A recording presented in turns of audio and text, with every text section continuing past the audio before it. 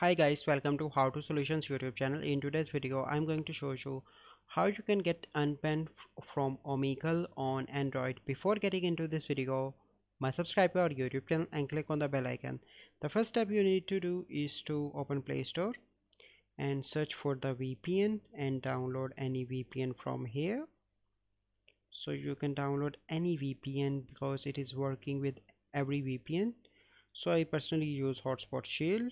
As you can see that it is now running. Then you need to open any browser and search your omegle, and then you need to click on visit omegle.com and click on video, check mark these boxes and click on confirm and continue.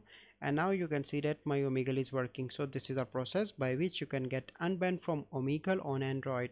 I hope you find this video helpful. If you find this video helpful, must like this video, subscribe to our YouTube channel for future videos. We'll see you in the next video.